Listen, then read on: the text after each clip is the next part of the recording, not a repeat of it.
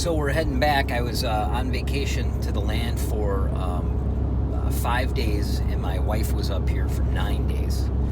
So we got a ton of stuff done, but the trees themselves, we got all of them planted. So I bought 150 Norway spruce, and my wife and I planted about 100 of those, and then we bought 25 Silky Dogwoods.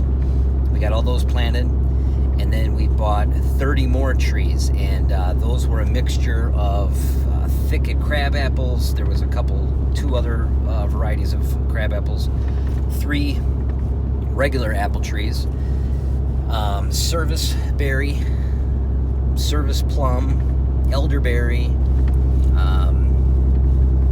Cornelia cherry trees, and some thicket plum trees also. So we got all of those planted. It was 205 trees we planted over the course of 4 days. So I actually had to call for reinforcements. I had one of the guys who works for me doing electrical. I hired him for the day, and he came and we planted 95 trees today. So it took all of 7 hours, six and a half, 7 hours. We got them all done, thank God, and we don't have to do that, hopefully, again. Hopefully these trees will live and we won't have any problems. I've learned my lesson. You have to protect the tree, not only against deer and rabbits, but also the mice. The mice will come in, and they killed all my apple trees. That some of them are growing for 2 years now. They wring the bark on the bottom of the tree. They just ate all the bark off. So yeah, they killed about 6 of my apple trees this year. Lesson learned. All of these will be fenced in, all my good trees, the 30 that I planted. I didn't fence in the dogwoods or the Norway spruce, but I am going to fence in the other trees. And then I will also protect all the apple trees and the fruiting trees, probably not the shrubs, I don't know, from the mice this winter. I would not recommend planting 95 trees in a day. And also, if you're going to buy pine trees and you buy 150, that's a lot of trees. You're going to need more than one person to help. Yeah, get a few of your buddies together. So anyway, that's what I learned. So I'm back a few days later to fence in these trees. So give them a chance against the deer, elk, and rabbits and stuff like that. Now, before winter, I am going to cover these up. The bark of them on the trunk, on the bottom, so mice can't eat them either. I've learned that lesson too. So, but for right now, they're just going to get fenced in. So I have some of this fencing. It's 5 feet tall, and that should be good enough. That has been good enough for the other trees I've planted. All of these trees are from Morris Nursery, and I've had really good luck with these. They come in a little bag like this, so they're very easy to plant. You just cut this bag open with a knife and dig a hole the same size as this bag, and then drop that tree in and level it with the ground. That root ball or whatever comes with dirt packed around it, and all you have to do is dig that hole down the same height as the dirt that the plant comes in. The ground should be level with that root ball. So I've planted a bunch of these trees before, and these are some thicket crab apple trees that I planted 2 years ago. So I have it fenced in. You can see that one's doing pretty good. The leader kind of died. I don't know if you can see that on film. The leader right there kind of died, but it has a lot of growth coming off of that tree on the side. One over here, and this one's doing really well. It's thriving, I would say. So there you go. It's Morris Nursery, and it's a thicket crab apple tree. And apparently those are good for kind of late season. They hold their the little apples for a long time, and they drop them later on. So it's more of a food source for them after the season. which I have those sprinkled around. So I have 2 in this food plot, and I have 3 in another food plot in the back. So I'm trying to split my land, like I said before on previous videos. I split my land in half. I have 200 acres, so the front half has everything that the back half has. So let's say I hunt in the back half, I blow, you know, a deer wins me, whatever, then I'll hunt in the front half for a while. And also I have public land all the way around me, so I will never burn out my land personally. So I'm giving everything the deer want in the front and also in the back. On this side of the food plot, I've planted 4 different trees. This here is a thicket serviceberry. Morris Nursery. And the guy could not be nicer, the guy who owns the place. He'll talk you through anything you want to talk to him about. I mean, I sat on the phone for him for like almost 30 minutes, I think. And he was just explaining to me all the stuff about each tree and stuff to try to make the best choice possible for my situation. But anyway, this thicket serviceberry is really nice because I guess it's sweeter than a blueberry, he says. And it tastes like a blueberry. So I planted 2 of those. Here's another one. I just got to fence him in. This one maybe could be propped up a little bit. He's got a little bend to him. I think when they're shipped, they're in a large box, and the actual tree is kind of bent over. So the box is probably about 4.5 feet high. And they're all in those root bags, which actually holds the moisture in really well. So they're really easy to plant, even with rocky soil like I have. It wasn't bad. It didn't take a lot of time. On this side, I have Cornelian cherry trees. One here and one over there. And those, I guess, hold their leaves for a really long time. So my thought here is when those turn into like more of a bush, that they'll screen my approach coming from my driveway, which if we come out of this food plot, here's my driveway. And this is my closest food plot to my cabin. So right down there, about 125 yards away or so. So when I walk down here, I can enter this food plot, and I have some brushy stuff that holds their leaves for a really long time, just so I don't scare the deer, maybe, you know. Kind of like a natural fence is what I'm going for, and it's providing food. So I'm putting all these fruit trees and everything around my food plots to attract, just another added bonus to attract the deer to each food plot. What better place to plant these than an open area that gets lots of sun and just adds to your food plot. At least that's what I'm thinking. On this side of the food plot, I have 2, I don't know if you can see that cage there, probably not. There's a cage here, and that is a hybrid oak tree in there, and it's starting to bud out, both of them. I have 9 of these planted on the land. 1 died, but they've been planted here for, this is be the 3rd year. So those apparently get acorns 3 to 5 years, I guess. So if you compare that to let's say a white oak you would plant on your land, it can take like 20 years to produce acorns. So I got those planted on the north side, so they'll get plenty of sun. And again, all these other trees, I got some on the west side. Those will get plenty of morning sun. I plan to take down some of these smaller trees, hinge cut them. Again, thickening up this little patch of woods between my driveway and the food plot. That will also make the deer feel safer when they enter this food plot, if it's thicker around the edges. When I did the bulldozer, I had him bulldoze everything on this side of the food plot to create a barrier there. It comes out the other side, kitty corner from where I enter, over there by the driveway. Come over here, and there's a trail coming out. And this is about a 60-yard trail, and it heads toward the tamarack black spruce swamp. Okay, so we come to this little clearing I had made And my thought here a few years back was to plant apple trees. Actually, 2 apple trees and 2 pear trees. Those did not take. The next year, planted 2 more apple trees. Those did not take. So, I've exhausted my efforts in planting apple trees in this small area. I think it's too low. Maybe it's too cold for the trees. But I'm not going to do that anymore. So, first thing you can see is everywhere where I cut down these little oak trees, they sprouted, stump sprouted, and the deer just feed off of that.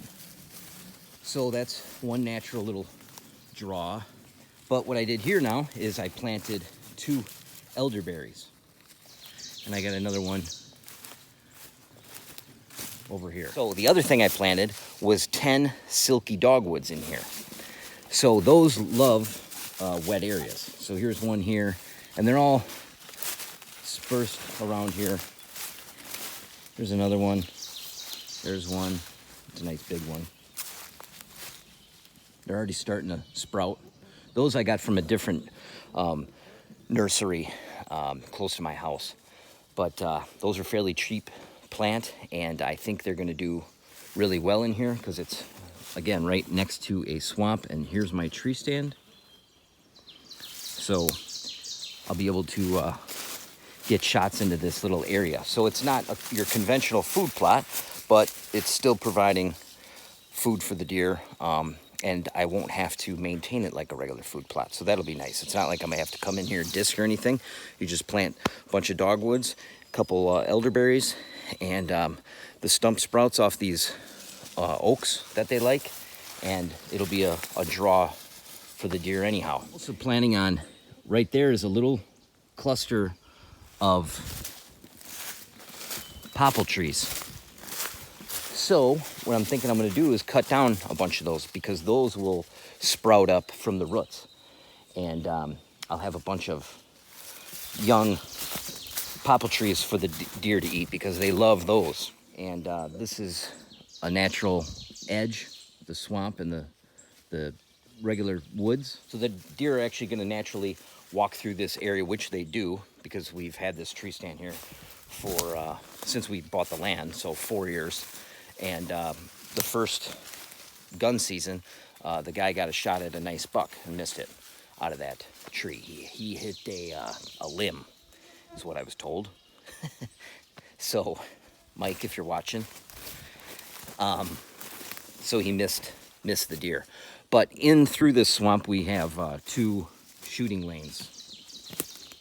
That one goes about 150 yards, and this one goes about 200 yards. And Rudy's walking through the mud. I'm gonna cut those farther.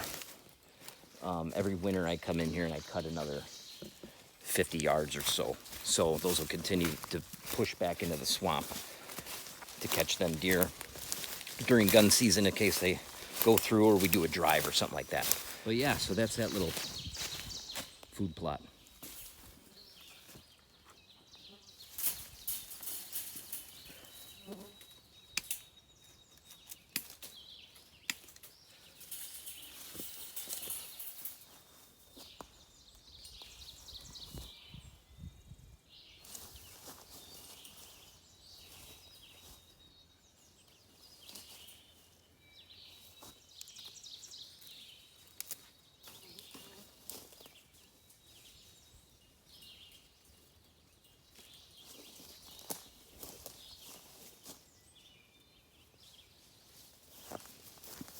Here's another thing I learned about these trees. I just found out this is the second tree I found that I thought was dead last year because it didn't have any growth.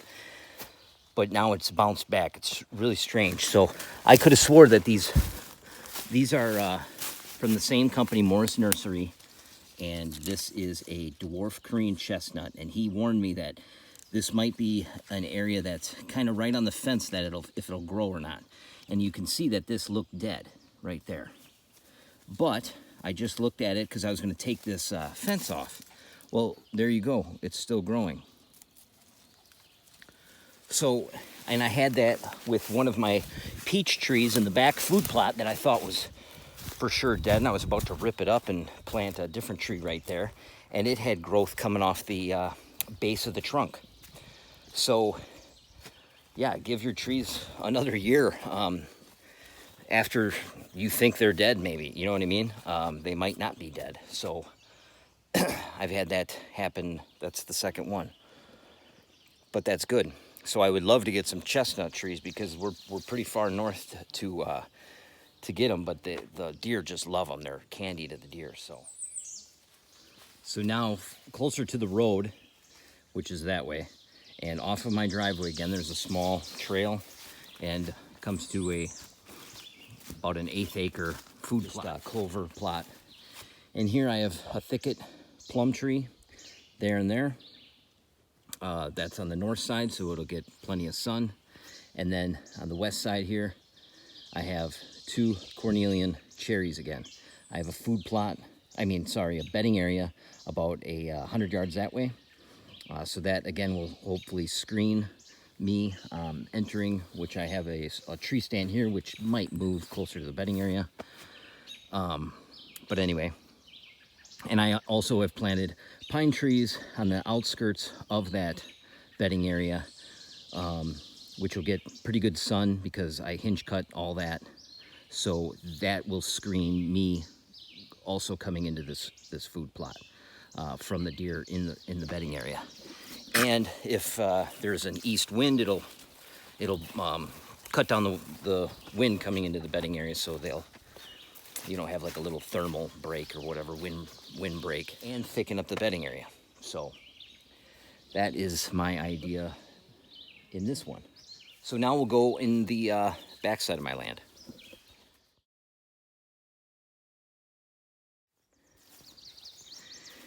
Here's something I just found out. This food plot on the south side of my pond looked like crap last year. I planted it in clover, and now it is doing really well. I mean, it's 90% clover, not too many weeds. So as long as I come in here and mow it and maintain it, it'll be a great food plot for a few years. This is really bad dirt back here because it's all the stuff that was dug out of this pond in the 70s. See the water through there. Now we're just past the food plot, south side of the pond, and a tree that I thought was dead, again, is growing really well. So I guess the moral of the story is to be patient with stuff. Maybe it doesn't, if it doesn't kick off that first year or whatever, and even if it looks dead, or when you plant it that first year, the next year it doesn't look great, wait till the year after, because this stuff seems to be exploding now. There's a way to keep the beavers from eating the trees around this pond, and you paint the tree, as long as it's old enough. You don't want to paint a really young tree. But you paint it, and then you put sand in the paint. So when you slather it on, they don't bother it, because when they start chewing on it, they get that gritty sand and they stop. So you can see that usually she uses a clear paint, but they didn't have any at the store this time. So she used a tan paint, but you can see all those trees that are painted. I don't know if you can see the bright on the trunks of these trees. Those are painted over there. And the beavers have never touched any of those trees that she's painted, so it works really well.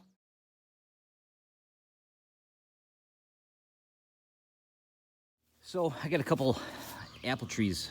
There was actually 3 I planted, but the one in the back died because before I got a fence on it, deer, like the night I planted it, came by and snipped off the top.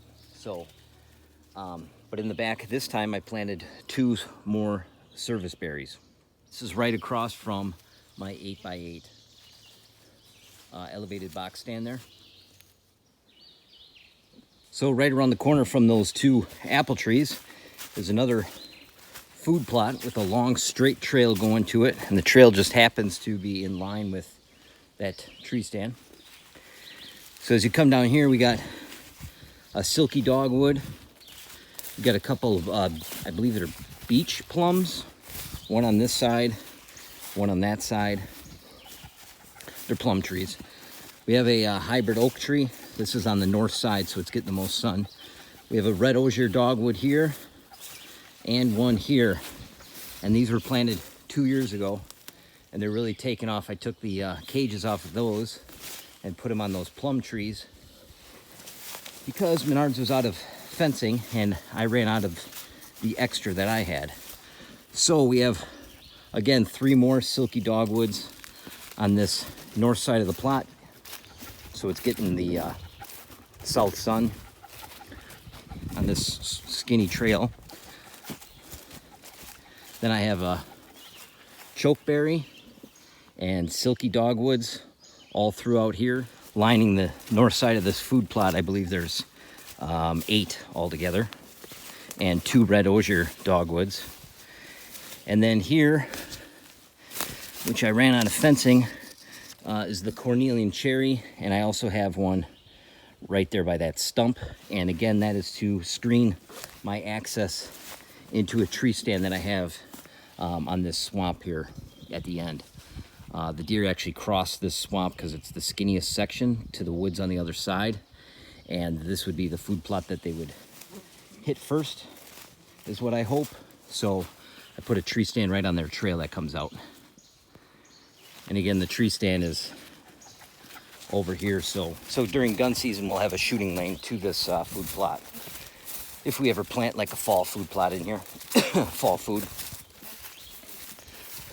So while we were planting these trees a few days ago, me and my buddy were here for about 10 minutes talking and digging holes and stuff, and I happened to pick my head up, and about, I'd say 60 yards away, black bear was running off.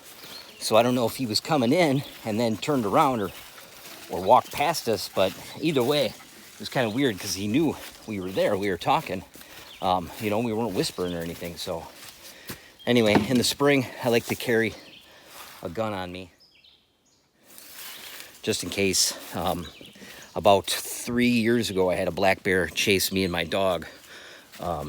My dog went after it, started barking, and I called him, and the bear had turned around and started running toward us. So I took off running, but ever since then, I always have a gun, and I have my wife have a gun too during the springtime. All right, now we'll go to the back food plot. So in this back food plot, which isn't looking too great right now, I'm gonna hopefully plant this in, it's gonna be winter rye this fall. But I'm starting to tune this up. I got some more hinge cutting to do on this side. There's another food plot which has 6 apple trees way over there, and that's where I cut my transition hinge cutting between the 2 food plots. I piled all the brush here to just create a wall so the deer can't see in and feel a little bit safer while they're using this plot. I have 2 elderberries we planted both sides of this brush pile, and I have 3 thicket crab apples on this side and 1 peach tree that is still growing a little bit. And then this thicket I had to cut out to let in light on this other side. This food plot turns, and then there's a trail that goes all the way down to the swamp. But that wasn't getting a ton of light because there was a large yellow birch here and a couple maple trees. So I cut that out, and then I planted 2 plum trees and 2 cornelian cherry trees, which will screen me from a bedding area that is about 150 yards back that way, because I plan on doing a box blind here that will be, I'm not quite sure yet, probably in the transition area, but I want to overlook this small clearing that I believe is going to be kind of a staging area to come into this food plot, is what I hope. I left it kind of open, and once this is real thick, after I do my hinge cutting, there will be a wall between the food plot and that little clearing before the food plot. So I'm hoping that maybe I'll put probably a mock scrape there, and I want to have the stand overlook the trail coming in and have a shot into that little staging area is my plan. But either way, walking in, I'm going to need to screen from the deer that are possibly in the food plot already or in the woods coming to the food plot. And then here is that hinge cut area that I did this winter.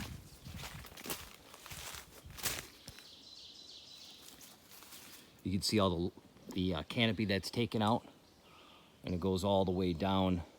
Again, there's a food plot there, and it goes past the food plot and then cuts into a bunch of hemlocks that are over there. So my thought is the deer that bed on the other side of that food plot, I have a bedding area, and if they want to hit this food plot, they'll travel through this hinge cut area. And I have kind of a little opening here. I'm going to clear this out a little bit, and I'm hoping the deer will kind of stage up here maybe before they finally make their way into the food plot, and I'll have this all thick. All these smaller trees will be hinge cut, so it'll be a dense wall just like this. That's my thinking anyway. We'll see if it all works. But instead of using this open woods on this side and the open woods on that side, once I cut a nice trail through this brush, hopefully those deer will want to use that because they'll feel safer walking through it.